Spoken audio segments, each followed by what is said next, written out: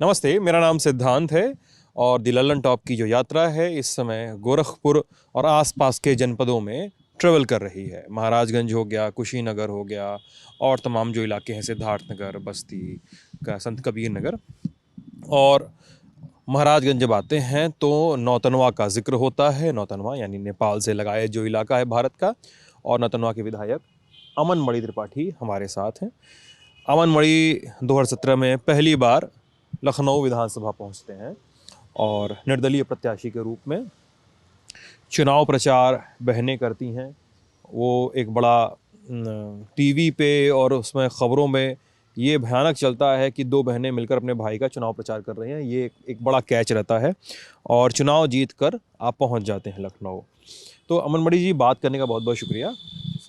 और इस बातचीत को हम लोग करेंगे और कोशिश करेंगे कि सारे एस्पेक्ट्स पे हम आपका जवाब जान सकें, ठीक है, कि ताकि हमको ये ना कहा जाए कि हम ये बात पूछने से रह गए या ये ना कहा जाए कि अमन मणि जी इस बात का जवाब नहीं दे पाए। ठीक है, आप एक यंग पॉलिटिशियन हैं अमन मणि, और मुझे लगता है कि आप उतना कौशल बरत सकते होंगे अगर आप विधानसभा में हैं और दूसरे चुनाव के मुहाने पे हैं। सबसे पहला सवाल, नेतागिरी में कैसे आए? वो पढ़ाई लिखाई का हिसाब किताब, दून स्कूल में पढ़ाई हुई है, मुझे ये सब पता चला। Nainital, Saint Joseph College Nainital and DPS Noida. DPS Noida ji. अच्छा, यहाँ दोनों जगह से पढ़ाई हुई जी। फिर उसके बाद ये हमने किया यहाँ से स्कूलिंग। ग्रेजुएशन के टाइम पे हमारी फैमिली में कुछ प्रॉब्लम्स थी, पता ही है सबको क्या प्रॉब्लम्स थी।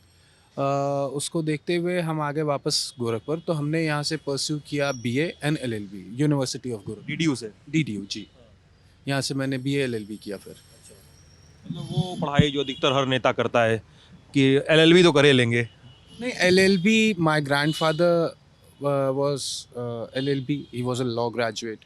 माय अंकल, माय चाचा, my father, everyone is law graduate. तो आई वांटेड टू, मतलब मुझे बहुत दिलचस्पी थी कानून जानने में।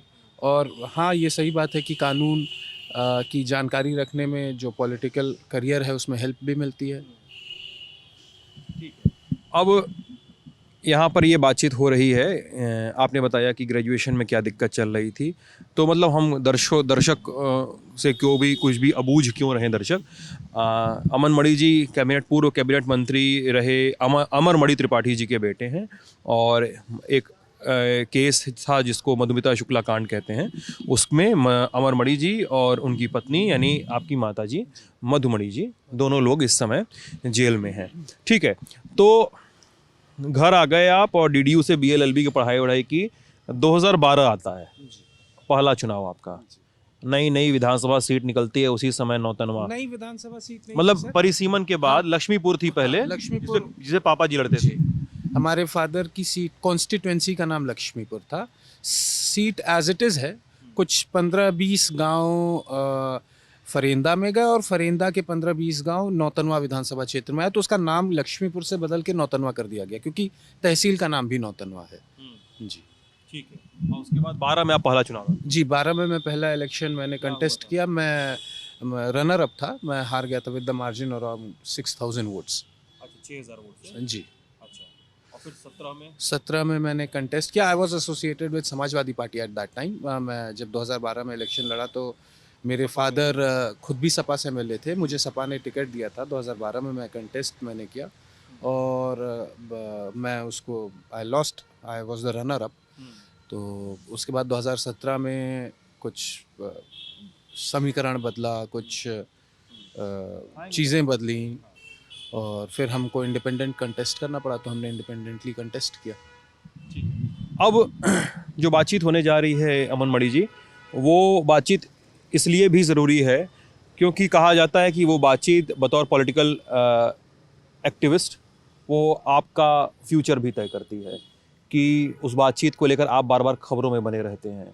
इस वजह से मुझे लगता है वो बातचीत कर लेनी चाहिए।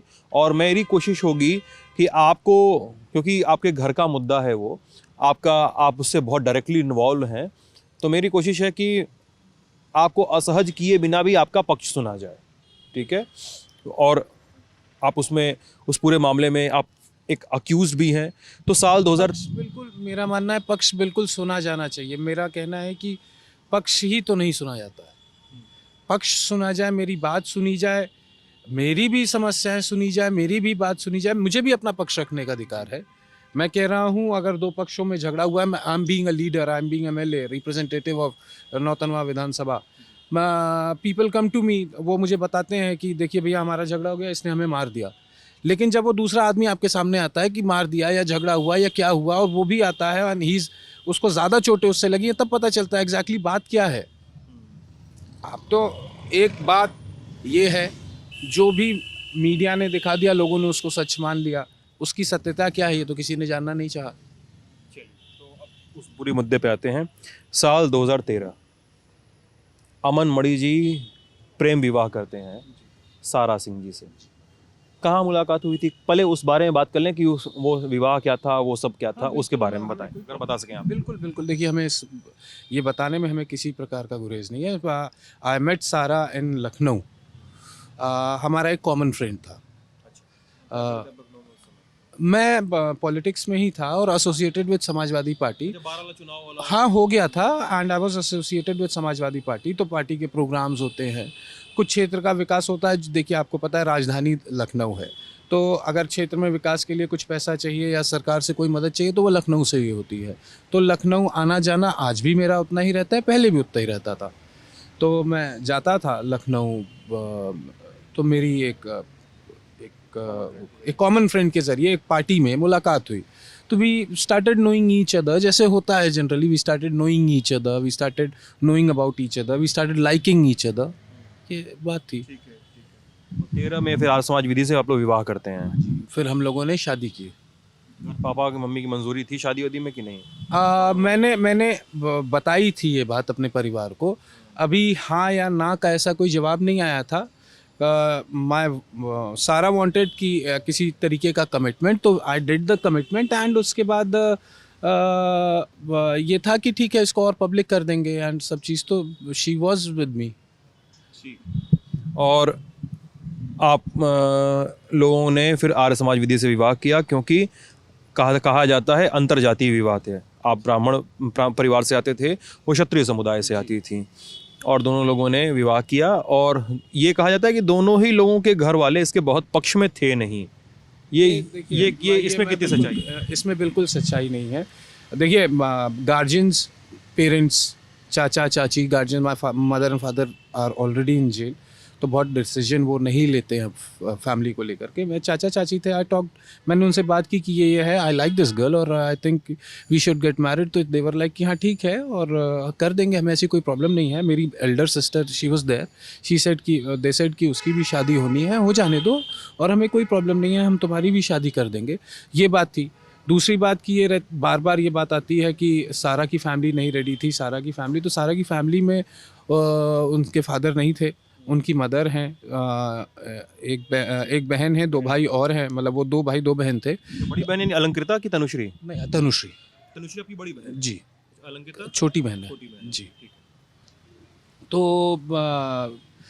ऐसा नहीं है। ये तो जब इतना केस हो गया और सब चीज़ होने लगी तो ये बात आई निकल करके कि वो हम तो शादी के खिलाफ थे, हम तो शादी के पक्ष में नहीं थे। ये बात आज से पहले तो नहीं हुई थी। जिस केस की बात कर रहे हैं अमन मणि जी आप, साल 2015 होता है। फिरोज़ाबाद के पास एक कथित सड़क दुर्घटना में सारा जी की मौत होती है, और उसके बाद कुछ समय तक सब चीज़ें शांत रहती हैं। पता पोस्टमार्टम वगैरह भी हो जाता है, तमाम कानूनी मैं प्रक्रिया। एक बात इस पर ज़रूर कहना चाहूँगा आपसे कि शांत रहती हैं। जैसा आपने कहा कि कुछ समय तक वो बातें शांत रहती हैं। When you come to my father's case, उसमें भी आप देखें कुछ समय तक वो बातें शांत रहती हैं, किसी का नाम नहीं आ रहा होता है। एंड अचानक से एक दिन उनकी बहन टर्न अप होकर के कहती हैं कि मधुमनी त्रिपाठी ने मेरे बहन की हत्या की है, Madhumani Tripathi is the culprit and this and that. तो ये एक सुनियोजित तरीके से जो हमारे पॉलिटिकल राइवल्स हैं वो लगे रहते हैं परमानेंट। दे नो कि हमारा काम पॉलिटिकल करियर अच्छा है, हमारा काम करने का तरीका बहुत अच्छा है। We do not cheat anyone, we are pure by our heart. और हम अच्छा काम करते हैं जनता के लिए, हम अच्छा काम करते हैं समाज के लिए। तो they know they will stand nowhere. अगर वो हमसे कम्पीट करेंगे तो वो एक बैक हैंड लेकर के ये चलते हैं कि इनको कहीं से किसी तरीके से फंसा दो। ये अपनी उलझनों में उलझे रहें और जनता की सेवा ना कर पाएँ। पिताजी के केस में तो पिताजी और मम्मी के माता जी के केस में तो ये भी तो हुआ था ना, अमन मणि की मधुमिता के बारे में ये बात आई कि वो गर्भवती थी, 7 महीने का गर्भ था और फॉरेंसिक जांच में गर्भ का मिलान हुआ तो वो अमर मणि जी का मैं ये कहना चाहूँगा कि ये जो बातें हैं ये केवल मीडिया में है। आप केस भी तो पढ़िए। You should also read the case. You should also get near about that fact also. उस अगर है तो आप हमें 500 पन्ने का जजमेंट है उनके सज़ा का, आप 500 पन्ने के जजमेंट में एक पन्ने में भी दिखा दीजिए इस बात का जिक्र हो तो।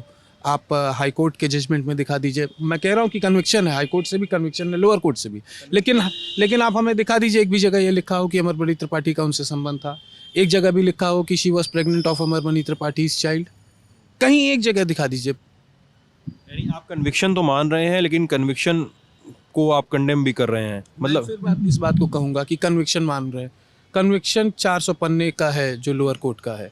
400 पन्ने में लास्ट में ऑनरेबल कोर्ट ने लिखा है कि अमरमणि त्रिपाठी के पास के खिलाफ कोई भी साक्ष्य नहीं मिले जिससे ये साबित किया जा सके कि अमरमणि त्रिपाठी ने इस हत्या को किया है या करवाया है, लेकिन प्रिजम्पशन के आधार पे मैं अमरमणि त्रिपाठी को सज़ा करता हूँ, क्योंकि जज का ये विशेषाधिकार है कि अगर उसको पूरे ट्रायल के दौरान ऐसा लगता है कि प्रिज्यूम वो कर सकता है कि हाँ हो सकता है इसके पीछे अमरमणि त्रिपाठी रहे। अमरमणि त्रिपाठी क्या थे? एक मिनिस्टर थे। अमरमणि त्रिपाठी क्या थे? एक वेल नोन फिगर थे उत्तर प्रदेश में। तो अमरमणि त्रिपाठी कर सकते हैं। Amarmani Tripathi is capable of doing this. I cannot see anyone else doing, I cannot find कोई और दिखाई नहीं दे रहा है करते हुए, और अमरमणि त्रिपाठी के खिलाफ भी कोई सबूत नहीं है, तो मैं अमरमणि त्रिपाठी को सज़ा करता हूँ। मुझे ये लगता है कि हो सकता है अमरमणि ही इसमें शामिल हो। ये कुल जजमेंट है। चलिए तो इसके आगे बढ़ा जाए तो ये बातचीत तो हो गई। 2015 में फिरोज, आप चीज़ें शांत रहने वाले पे हम इस केस पे आ गए थे। तो 2015 में फिरोज़ाबाद के पास कथित सड़क दुर्घटना में सारा सिंह जी की मौत होती है। कुछ समय तक शांत रहता है, फिर पता चलता है कि उस समय के गृह सचिव SK रघुवंशी जी थे। तत्कालीन गृह सचिव SK रघुवंशी जी को एक खबर मिलती है और तमाम कानूनी प्रक्रिया लगभग कगार पे होती है, तो उनको पता चलता है कि ऐसी घटना हुई है और सारा सिंह जी SK रघुवंशी की भांजी हैं, उनकी सगी भांजी थी। सारा की मदर और SK रघुवंशी साहब सगे भाई बहन हैं। और गृह सचिव की भांजी की मौत का मामला एक अलग तरीके से फिर खुलता है। और फिर हाँ, मैं ज़रूर मैं यहाँ पे बैकग्राउंड बता रहा हूँ, फिर आपकी सफाई भी सुनेंगे सर हम लोग इस पे। और उसके बाद पहला आरोप आता है कि रोड एक्सीडेंट हुआ, सारा सिंह जी की मौत हो गई और बाकी लोगों को मामूली सी खरोंचें आती हैं। फिर पहली बार आप पर हत्या का आरोप लगता है, ठीक है, आपके ऊपर पहली बार हत्या का 18 दिन बाद घटना के आप पर हत्या का आरोप लगता है। मामला जाता है फिर CBI तक के पास चला जाता है। अभी भी मामले में CBI कोर्ट में सुनवाई चल रही है लगातार। अब बताइए सर। आपने कहा कि SK रघुवंशी जो उस समय के तत्कालीन गृह सचिव थे, और अमन मणि त्रिपाठी के ऊपर क्या आरोप है कि अमन मणि त्रिपाठी ने पोस्टमार्टम और पंचनामा मैनेज कर लिया। अमन मणि त्रिपाठी वहाँ पे वाहिद व्यक्ति थे, अकेले व्यक्ति थे जो खड़े थे। हमारे परिवार को भी ये सूचना नहीं थी अभी तक कि अमन का एक्सीडेंट हो गया है। ये सूचना सबसे पहले मेरा फ़ोन खो गया था मेरे हाथ में, मैंने जब देखा तो मुझे सारा का फ़ोन मिला, तो मैंने उनकी मदर को कॉल किया कि आंटी ऐसा है, एक्सीडेंट हो गया है। शी कॉल्ड हर ब्रदर, क्योंकि वो गृह सचिव थे, वही कुछ कर सकते थे। हम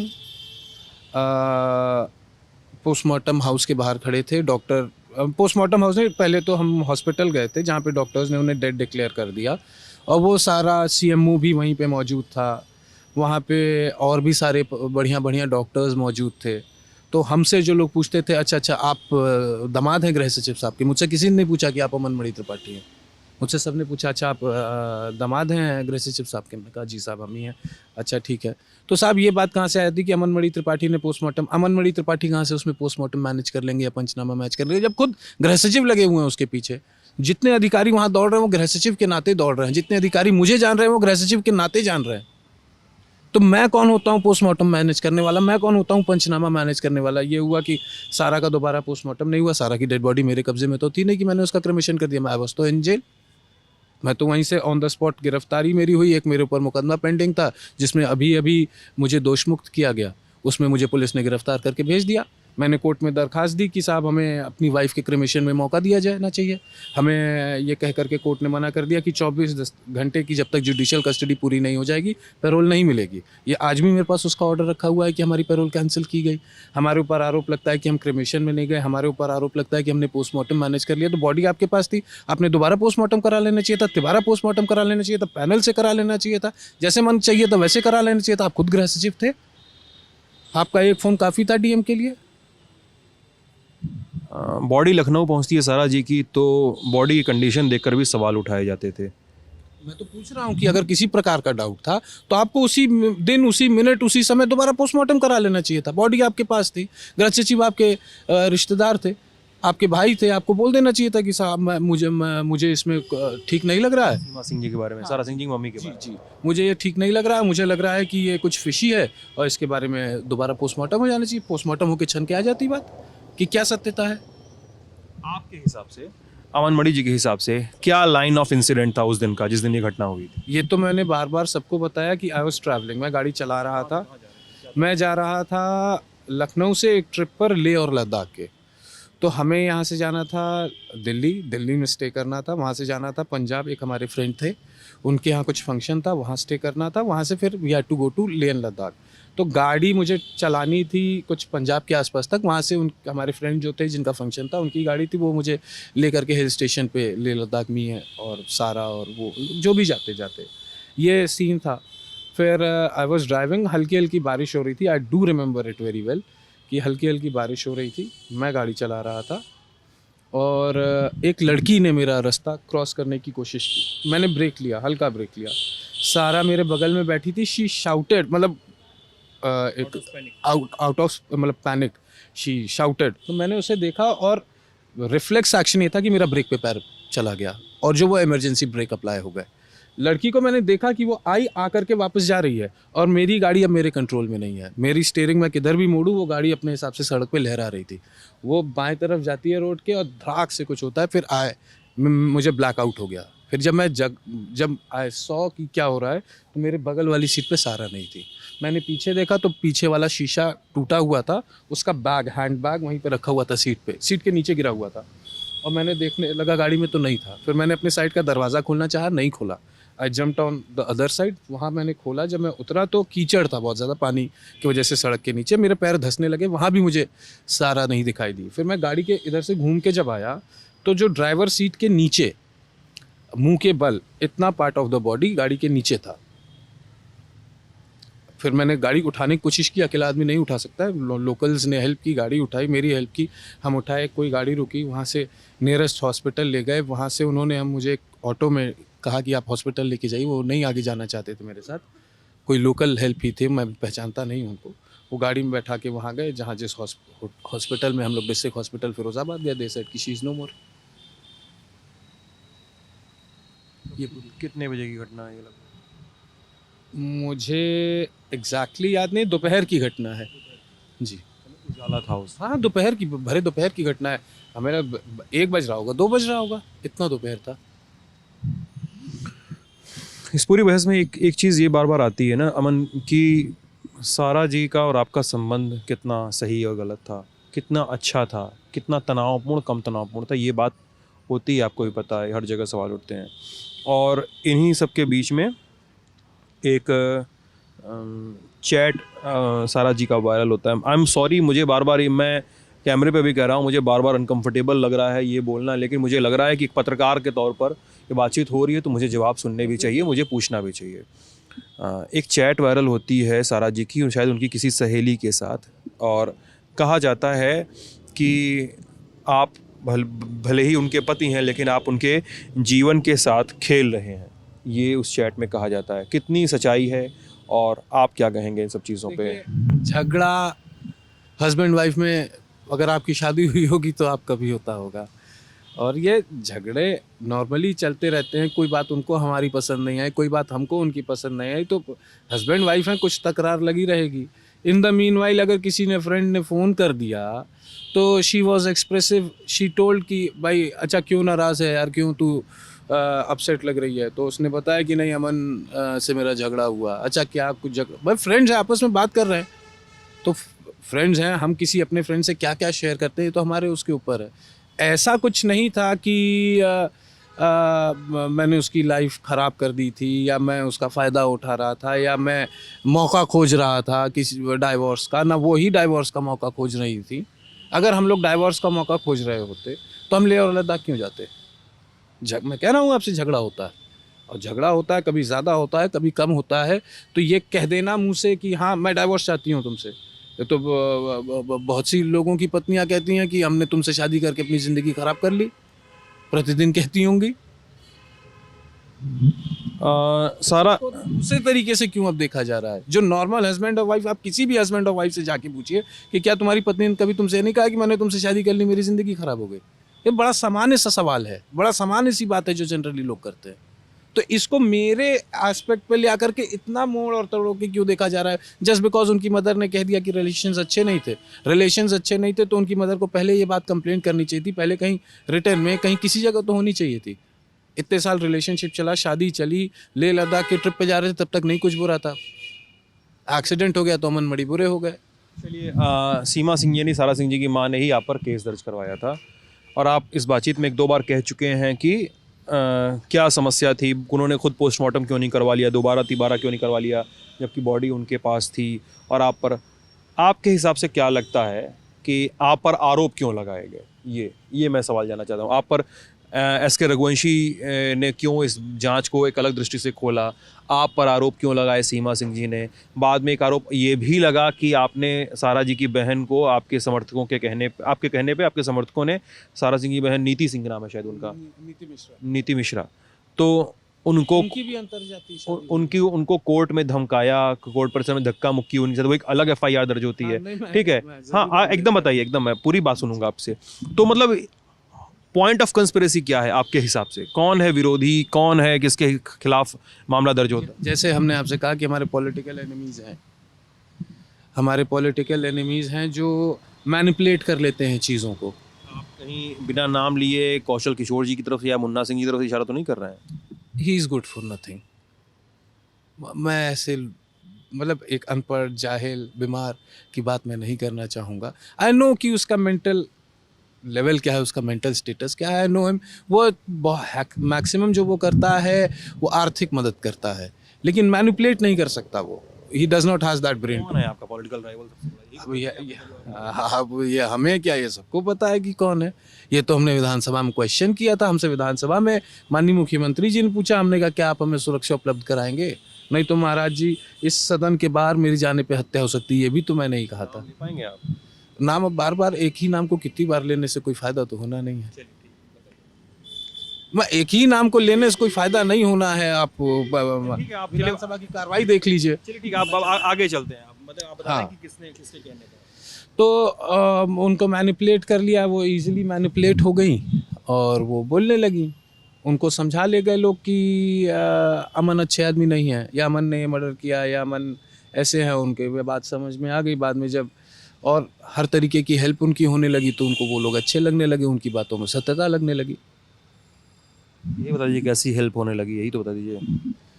अब हेल्प हर तरीके की है। मैं पूछना चाहता हूँ कि, मैं आपसे जानना चाहता हूँ कि जो मधुमिता जी की बहन है, वो जिस गाड़ी से चलती हैं वो महाराजगंज का नंबर है रजिस्टर्ड। वो आप पता कर लीजिए वो गाड़ी किसके नाम से रजिस्टर्ड है, आपको पता चल जाएगा सब चीज़ की आखिर कहाँ से हेल्प हो रही है, किस तरीके की हेल्प हो रही है। जब गाड़ी तक हमारा विरोधी खरीद के चलने के लिए दे सकता है तो हर तरीके की हेल्प है। सारा सिंह जी के परिवार को वही विरोधी हेल्प कर रहा है? हाँ, वो एक ही हैं। वो एक सामूहिक, जब टॉपिक अमरमणि या अमरमणि त्रिपाठी का परिवार हो जाता है तो वो सारे एक हो जाते हैं। दे नो कि उसमें मुझे क्या करना है, उसमें से तुम्हें क्या करना है। मैनिपुलेशन का काम किसका है, पैसा देने का काम किसका है, अरेंजमेंट करने का काम किसका है, वो डिवाइडेड है उन लोगों के आपस में। आपसी अंडरस्टैंडिंग है हमारे राइवल्स की। और यही कारण है कि सारा सिंह जी की मां के कहने पर अखिलेश यादव ने आपका 2017 में टिकट काट दिया था। अब मैं ये जानता नहीं कि अखिलेश यादव जी ने क्यों मेरा टिकट काट दिया। मुझे तो ऐसा नहीं लगता है कि सीमा सिंह के कहने पे, भाई अखिलेश यादव जी चीफ मिनिस्टर थे, अखिलेश यादव जी को हर चीज़ की गंभीरता का एहसास है। और किसी ऐसे लेडी के कहने पे तो नहीं काटे होंगे। वो आपसी झगड़ा था चाचा भतीजे का, जिसमें चाचा ने हमें घोषित किया और भतीजे ने टिकट काट दिया। अच्छा, लेकिन ये भी कहा जाता है, अगर आप ये बात कर रहे हैं, लेकिन ये भी बात होती है कि 17 वाला समय वो समय था समाजवादी पार्टी में, जब समाजवादी पार्टी में एक अलग घर में अलग झगड़ा चल रहा था। उसी झगड़े का शिकार मैं हो गया। कि शिवपाल यादव से करीबी थी आपकी? तो करीबी क्या, बिल्कुल हमारे वो गार्जियन की तरीके से है। और वो हमारे चाचा हैं, उन्होंने हमारी हर वक्त बुरे समय से लेके अच्छे समय हर जगह मेरी मदद की है, मेरे मान और सम्मान को बढ़ाने का काम किया। मैं उनके साथ क्यों नहीं रहूँगा? वो नेता है। एक व्यक्ति को मैं अगर नेता हूँ, मैं किसी जगह को रिप्रेजेंट कर रहा हूँ, तो एक पब्लिक को हमसे क्या उम्मीद होगी? यही होगी कि अगर कभी दुख सुख हमारे ऊपर पड़े तो हमारे साथ वो खड़े रहें। और मैंने देखा है कि शिवपाल यादव जी हर जगह मेरे साथ खड़े रहते हैं, किसी और दुख और किसी भी सुख में। तो मैं क्यों ना उनको नेता मानूं, क्यों ना एक अच्छा इंसान मानूं? मैंने ये नहीं कहा कि मेरी अखिलेश यादव जी से अदावत है, लेकिन अब किसी को ये लगे या हमारे पॉलिटिकल राइवल्स इस बात को समझाने में सक्षम हो गए अखिलेश यादव जी को कि चाचा और भतीजे के झगड़े में और अमन जो है उस टीम के हैं, या जो भी बात हुई हो मुझे नहीं पता। लेकिन मुझे जो लगता है वो जो आपसी झगड़ा था उसी को लेकर के टिकट कटा। और फिर आप निर्दलीय चुनाव लड़ते हैं, और जिसका मैंने इस इंटरव्यू की शुरुआत में जिक्र किया कि बड़ा नायाब सा चुनाव प्रचार होता है। आप एक दूसरे मामले में जेल में बंद रहते हैं, और अलंकृता और तनुश्री, अलंकृता लंदन से पढ़ी हुई हैं। नहीं, अच्छा, और दिल्ली फैशन डिज़ाइनिंग का कोर्स अलंकृता ने किया, अभी उसने मास्टर्स किया है लंदन से। अच्छा, उन्होंने मास्टर्स किया। और दोनों लास्ट इंटरव्यू लल्लन टॉप ने लिया था, तो she was graduate, now she is a post graduate. She has done की बात कर रहे हैं। She has done her post graduation from London. तो दोनों चुनाव प्रचार करती हैं, दोनों बहनें, और वो मतलब कहा जाता है कि दोनों बहनें अपने भाई के समर्थन में महाराजगंज नौतनवा की गलियों में रो रो कर एकदम प्रचार करती हैं, और एक बेहद करुण पॉलिटिकल कैंपेन दिखाई देता है, और जिसका लाभ आपको मिलता है, और आप कौशल किशोर जी को हराते हैं। क्या बता? रो रो के नहीं, ये कहना गलत होगा कि रो रो के प्रचार करें। देखिए, किसी के माँ बाप ऑलरेडी जेल में बंद हो, राजनीतिक षड्यंत्र, भाई हमसे ज़्यादा हमारी फैमिली को नहीं ना कोई कुछ कहे हमारी फैमिली के बारे में। मैं जान रहा हूँ ना मेरे फादर क्या है। आई नो हिम कि वो क्या कर सकते हैं, क्या नहीं कर सकते। कोई जानता हो या ना जानता हो, मेरी बहनें जानती हैं कि Aman, what is Aman capable of doing and what is Aman capable of not doing. कोई जानता हो ना जानता हो, हमारी बहनें जानती हैं। जब वो देख रही हैं मुझे कि मुझे ज़बरदस्ती जेल भेज दिया गया है, तो अपनी बात तो कोई भी रखेगा, और हमारी बातों को बड़ी मजबूती से हमारी दोनों बहनों ने रखा, और अपनी बात को रख करके जनता को इस बात का भरोसा दिलाया, और जनता को इस बात का भरोसा आज भी है कि अमनमणि त्रिपाठी और अमरमणि त्रिपाठी जी के अलावा नौतनवा विधानसभा क्षेत्र की जनता के लिए किसी ने कुछ किया नहीं है। जो किया हमारी फैमिली ने किया। मैं इस बात को दावे के साथ कह सकता हूँ कि पिछले 5 वर्षों में शायद ही कोई ग्राम सभा ऐसी बाकी रह गई होगी जहाँ हमने कोई ना कोई विकास कार्य ना किए हों। कोई ग्राम सभा ऐसी बाकी रह गई होगी जिसके अंतिम व्यक्ति के दुख और सुख में अमनमणि त्रिपाठी न पहुँचे हों। तो हम ही वो करते हैं। ये बात हमारी बहनों ने जनता को बताई कि देखिए, हम ही ने जो किया है आपके लिए किया है, आपके सामने, आप खुद उसके गवाह हैं। आज हमारे परिवार विपत और आफत में है, तो आपकी मदद की आवश्यकता है, आप मदद करिए। जनता ने मदद की। फिर बीच में खबर उड़ते हुए आती है कि आप भाजपा से जुड़ना चाह रहे हैं, ये खबर सुनाई देती है। कहाँ फंस गई गाड़ी, क्या हुआ था, कितनी सच्चाई है भाजपा से हम जुड़ना चाह रहे होते तो आज भाजपा में होते। भाजपा ऐसा नहीं है। हमारा महाराज जी से आज भी संबंध है, और महाराज जी, मैं जब छोटा बच्चा था इसी घर में रहता था, तो भी हमारे घर कोई फंक्शन होता था तो महाराज जी आते थे। चाहे बड़े महाराज जी हों चाहे छोटे महाराज जी हों, दोनों हमारे घर आते थे और हर फंक्शन में सम्मिलित हुए। तो एक पारिवारिक रिश्ता है, पारिवारिक संबंध है। और आप पिताजी की बात अब हो रही है, तो अब सॉरी, पिताजी के समय भी योगी जी आते थे। कोई बात नहीं, खेलने दीजिए। पिताजी के समय भी योगी जी आते थे, बड़े महाराज भी यानी अवैधनाथ जी भी आते रहे हैं आपके यहाँ। 2020 की घटना है, आप योगी जी के पिताजी का श्राद्ध करने के लिए, श्राद्ध पूजन के लिए जा रहे थे उनके घर। मैं उनके घर जा रहा था। जैसे हमारे बाबा का चमोली बॉर्डर पे आपको मैं रोका मैं आपको वही बता रहा हूँ, मैं हमारे बाबा का देहांत हुआ तो काम में जो भी तेरहवीं होती है, जो भी रिचुअल्स होते हैं, उसमें महाराज जी खुद आए थे।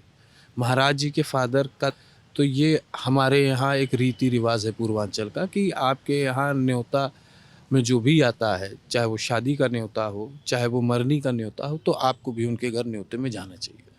ये एक सामाजिक बात है, हम सामाजिक व्यक्ति हैं, तो हम गए महाराज जी के यहाँ कार्यक्रम में। हमने वहाँ जाकर के अपर मुख्य सचिव साहब से परमिशन मांगी कि चूंकि मैं चमोली के पास हूँ, तो क्या मुझे बद्रीनाथ और केदारनाथ दर्शन करने को मिल सकता है क्या?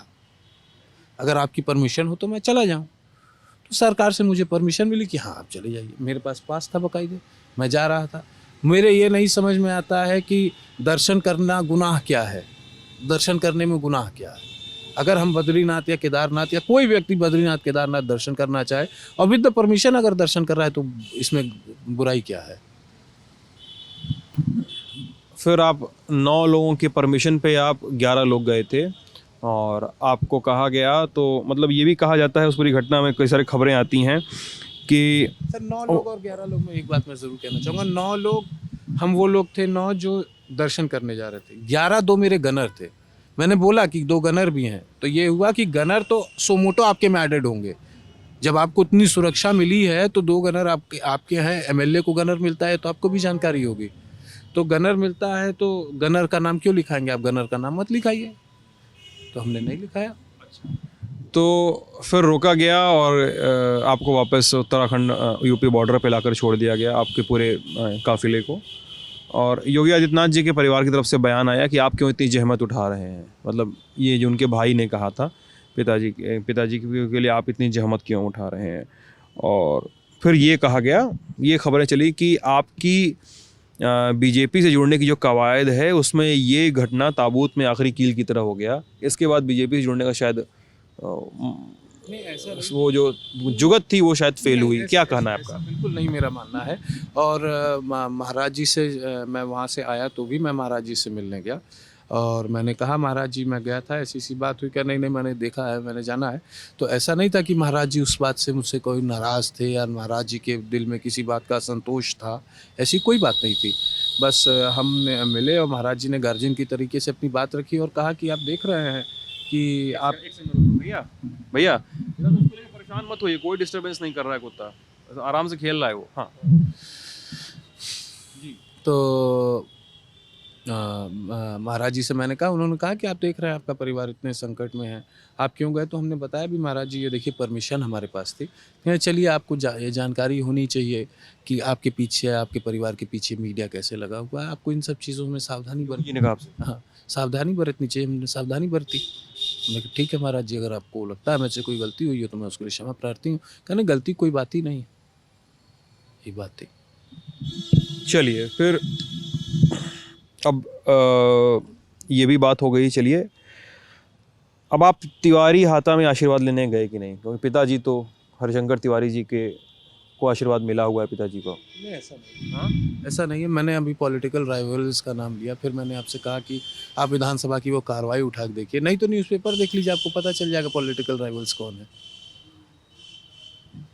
मैंने ये सवाल यूं ही नहीं उठाया है और मैं 2 दिनों पहले तिवारी हाता से होकर आ रहा हूँ। मैंने विनय शंकर जी का इंटरव्यू भी किया, एक लंबा इंटरव्यू है, वो भी 45-50 मिनट का शायद होगा। तो उन्होंने तो बताया कि अमरमणि जी आते रहते थे यहाँ पे।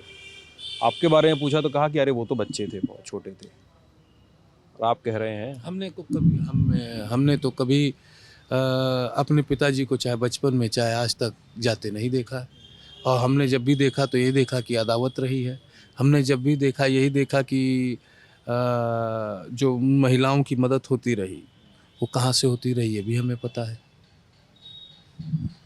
पिताजी को साल 2002 में या 1 में कैबिनेट से, बीजेपी कैबिनेट से हटा दिया गया था ना? 1 में एक कोई व्यापारी था, मदेसिया करके नाम था, राम प्रसाद मदेसिया, तो जिनके बेटे का अपहरण हुआ था और शायद आपके घर में से ही उनके बेटे की बरामदगी।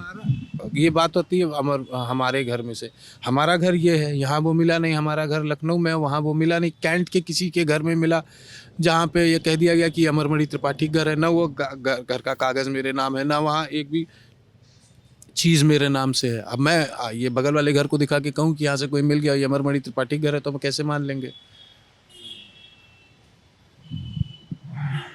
मम्मी पापा दोनों लोग जेल में हैं और का स्वास्थ्य थोड़ा सा ऊंचा नीचा बना रहता है, अस्पताल में है। खबरें चल रही हैं कि खबरें क्या मतलब ये खबरें तो नहीं है लेकिन सुगबुगाहट सी रहती है, लोग चर्चा में बार बार कहते हैं। महाराजगंज हम लोग होकर भी आ गए हैं, कल महाराजगंज में ही थे हम लोग, तो वो लोग कहते हैं कि स्वास्थ्य लाभ तो बहाना है जेल न जाने के लिए, जेल में वापस न जाने के लिए। दोनों लोग अभी अस्पताल में ही हैं और वहीं पे अभी भी उनकी जनसभा लगती है, वहीं पे सुनवा लोगों से मिलते जुलते हैं, अस्पताल में ही है। मतलब एक तो ये सवाल ना इसलिए भी ज़रूरी होता है, मैं भी पूर्वांचल में बनारस का रहने वाला हूँ मैं, आप भी पूर्वांचल से ही हैं, और ख़ासकर यूपी की राजनीति में आपको ये दिखता ही है कि लोग इस तरह से मैनूवर करते रहे हैं। अब आपके पिताजी मैनूवर कर रहे हैं कि नहीं कर रहे हैं ये आप बताएंगे। मेरा तो मैंने सुना, वो मैंने पूछ लिया आपसे। नहीं, बिल्कुल ठीक है। डॉक्टर बिना इलाज के तो रखेगा नहीं, कुछ ना कुछ इलाज ज़रूर करेगा। उनकी बीएसटी है, अगर वो हॉस्पिटल में है तो उनकी दोनों को अलग अलग तरीके की प्रॉब्लम्स है। हमारी मदर तो इस समय बेड पर से उठ भी नहीं सकती। वहाँ 2 नर्स हैं जो उनको वॉशरूम ले जाती है। हमारे फादर की भी ऊपर नीचे यही स्थिति है, चल पाने में असमर्थ हैं, दैनिक क्रिया कर पाने में असमर्थ हैं। तो अब जैसे आपने कहा कि मैं महाराजगंज से आ रहा हूँ, तो महाराजगंज में ज़रूर कोई ना कोई पॉलिटिकल राइवल होगा या ऐसा व्यक्ति होगा जिसकी हमारी विचारधारा एक साथ नहीं मिलती होंगी, तो ये बात कहेंगे ही कहेंगे और उनके पास कहने को कुछ है नहीं, और वो कह क्या सकते हैं। बातचीत में थोड़ी देर पहले आपने बताया था कि एक केस से आप सितंबर 2021 में बरी हुए हैं, वो ऋषि पांडे ठेकेदार था गोरखपुर का, जिसको लखनऊ से कथित तौर पर अगवा किया गया था और उन्होंने आप पर और आपके सहयोगियों पर आरोप लगाए थे। मतलब अब बरी तो हो गए हैं, लेकिन कहना क्या है इसमें, कुछ तो बात करिए। मैं कह तो रहा हूँ आपसे कि वही राइवलरी ही। मैं आपको बताऊं कि 2014 में अखिलेश यादव जी ने टिकट दिया अखिलेश सिंह जी को और हमसे कहा कि आप प्रचार करिए। हमने कहा भैया इन्होंने कोई कोर कसर बाकी नहीं लगाया है मुझे जेल में रखने में और हमारा विरोध करने में, इनका प्रचार हमसे मत करवाइए। दूसरी बात कि हमसे इनका प्रचार हो पाएगा, हम इनका प्रचार अब नहीं, हम हो सकता है ठीक है हम दोनों एक दल में हो, लेकिन हम प्रचार इनका नहीं कर पाएंगे। हम अपना काम करेंगे, आप हमें कहीं और ड्यूटी दे दीजिए। मुलायम सिंह जी ने हमें बुलाया, हमें सिद्धार्थनगर, गोंडा, मैनपुरी 3 जगह का प्रभारी बना के कहा कि आप जाइए वहाँ प्रचार करिए। चुनाव प्रचार जब ख़त्म हो गया तो हम लोग आए, एक सम्मेलन किया गया, समाजवादी पार्टी द्वारा आयोजित किया गया कि भाई आखिर हम लोग 5 ही सीट जीते थे उस समय, समाजवादी पार्टी 5 ही सीट जीती थी, तो हार पर चर्चा की आखिर क्यों हुई। उसमें हथियारबंद गुंडे आए थे जो इलेक्शन में हमें नहीं हरा सकते, जो अन्य किसी चरणों में नहीं हरा सकते, तो वो ऐसे ही जर जुगाड़ लगाते हैं कि कहीं इनके ऊपर मुकदमा लिख जाए, कहीं इनके ऊपर कुछ हो जाए। वहाँ गोली चलाई गई, हमने मुकदमा भी लिखाया कि फलाने ने मेरे ऊपर गोली चलाई, उसमें सब लोग मुलजिम हुए। उन्होंने भी एक मुकदमा हमारे ऊपर लिखा है जिसमें मैं बरी हो गया। उन्होंने भी एक SC/ST हरिजन उत्पीड़न का मुकदमा हमारे ऊपर लिखा है महाराजगंज में, वो भी मैं बरी हो गया। तो यही मुकदमा उन्होंने लखनऊ भेज के लिखाया। लखनऊ राजधानी है और लखनऊ में चीज़ें संवेदनशील रहती हैं, लखनऊ में आई कैची रहता है, मीडिया इजीली अवेलेबल हो जाती है, तो वो लखनऊ में एक अपने ही आदमी को भेज करके उन्होंने मुकदमा लिखा दिया। जब कोर्ट ने इसका फाइनल डिसीजन दिया तो कहा कि अमनमणि त्रिपाठी के खिलाफ कोई साक्ष्य और सबूत नहीं है, और ऐसा प्रतीत होता है कि इसको राजनीतिक, चूँकि लोग पॉलिटिकल हैं तो पॉलिटिकली मोटिवेटेड ये एक मुकदमा लगता है। ये जज साहब ने अपने डिसीजन में लिखा है। सपा में वापस आने की कितनी संभावना है? सपा में वापस आने की संभावनाएं, ये तो अखिलेश यादव जी के ऊपर है। नहीं तो अखिलेश यादव जी, उनकी पार्टी, उनको तय करना है कि वो किसको लेंगे। कुछ नेता ज्वाइन कर रहे हैं गोरखपुर से? हाँ, कुछ नेता ज्वाइन कर रहे हैं, तो मैंने देखा है ऐसे नेताएं जिस भी दल में जाते उस दल की सरकार नहीं कभी बनती है। अब देख लीजिए 2007 में भी ये लोग दल में थे, सरकार बीएसपी की बन गई, ये लोग बीएसपी में चले गए, बीएसपी की सरकार नहीं रह गई, भाजपा की सरकार आई, 5 साल पूरी कवायद की, पूरा प्रयास किया कि भाजपा में चले जाए, भाजपा में नहीं लिया, मजबूरी में सपा में जा रहे हैं, चुनाव के समय पे जा रहे हैं कि सरकार बनेगी, उद्देश्य तो सरकार का लाभ लेना है ऐसे नेताओं का। और चर्चा ये है कि बसपा के संपर्क में भी बने हुए हैं वो नेताजी लोग, आप लोग। आप नहीं बसपा क्या, हम नेता हैं, हम हर दल के संपर्क में रहेंगे और मैं तो कह ही रहा हूँ कि हर दल हमसे संपर्क कर रहा है कि आप हमारे दल से चुनाव लड़ लीजिए। हर दल में हर दल इंक्लूडेड है, हमसे संपर्क कर रहा है कि आप हमारे दल से चुनाव लड़ लीजिए। अब ये जनता को तय करना है कि उनका नेता किस दल से लड़ेगा। अब मैंने कहा कि नौतनवा विधानसभा के लिए मैं नेता नहीं हूँ, मैं उनका प्रतिनिधि, उनका लड़का हूँ, उनका भाई हूँ। वो क्या हमें राय देते हैं, आपका प्रेफरेंस जनता राय दे दे, जो सबसे बढ़िया राय आएगी, जो सबका, जिस पे जो सर्वमान्य तरीके से सेफ आंसर होता है। नहीं, बहुत बहुत सर्वमान्य तरीके से जनता बताएगी। देखिए हम एक पब्लिक फिगर हैं, हम ये प्रयास करेंगे कि जनता का मैक्सिमम लाभ हो, तो जनता ये तय करके बताएगी जनता को किसका कार्यकाल अच्छा लगा, उनके साथ रहने में जनता को क्या लाभ हो सकता है। हम किसी दल को ज्वाइन करें, उससे जनता को ही तो लाभ होना है। हम तो यही प्रयास करेंगे कि मैक्सिमम डेवलपमेंट नौतनवा में हो, हम तो यही प्रयास करेंगे कि नौतनवा में किसी को किसी प्रकार की परेशानी ना करे, कोई किसी प्रकार का घूस न ले, किसी प्रकार का पुलिसिया उत्पीड़न ना हो, किसी प्रकार का थाना तहसील से उत्पीड़न ना हो। नेता का तो यही काम होता है, यही वो चाहता है। तो जनता जिसको कहेगी ये फेवरेबल है और ये ऐसा दल है जिसने जनता का नुकसान नहीं किया, वो दल हमारा है। चलिए, तो ये बातचीत थी हमारी अमन मणि त्रिपाठी जी के साथ, नौतनवा से निर्दलीय विधायक। सारे ऑप्शंस खुले हुए हैं, सारे लोग अप्रोच कर रहे हैं, जनता का फैसला कोट एंड अनकोट, उसके आधार पे अमन मणि चुनाव करेंगे कि किस पार्टी में जाना है। आप ये बातचीत ललन टॉप यूपी पे देख रहे थे, हमारे साथ थे जेरी और हमारे साथी आयुष। अपना ख्याल रखिएगा और अपनी राय और अपने सवाल, अपने सुझाव कमेंट सेक्शन में लिखकर हमें ज़रूर बताइएगा कि क्या देखना सुनना पसंद आया और क्या और हो सकता था। Thank you.